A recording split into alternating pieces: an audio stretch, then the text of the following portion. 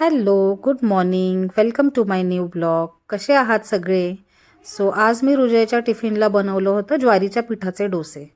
हो, बरोबर ऐकलं तुम्ही, ज्वारीच्या पिठाचे डोसे.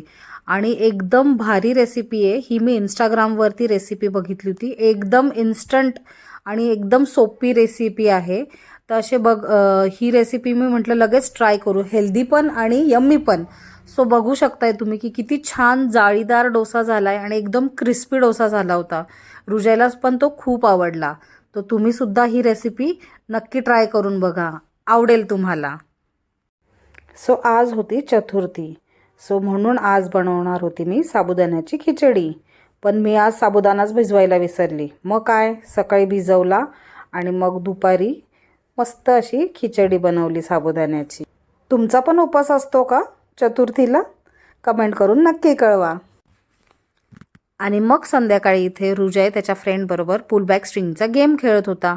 आणि इतकी मजा येत होती, बघायला पण खूप भारी वाटत होतं आणि खेळायला पण खूप भारी वाटत होतं. त्यांना बघून मग काय, मला मोहच आवरला गेला नाही. आणि मग मी पण त्यांच्याबरोबर तो गेम खेळली. आणि खरंच सांगते, इतकी मजा आली, इतकं रिफ्रेशिंग वाटलं, खूपच धमाल केली आम्ही.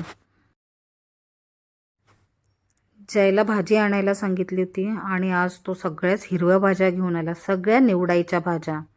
ह्या भाज्या खायला आवडतात पण निवडायला खूप कंटाळा येतो.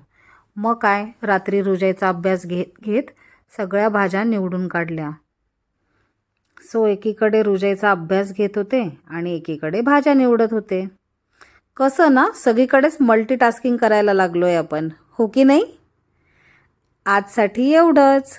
व्हिडिओ आवडला असेल तर लाईक करा, कमेंट करा आणि चॅनलला सबस्क्राईब करा. Thanks for watching.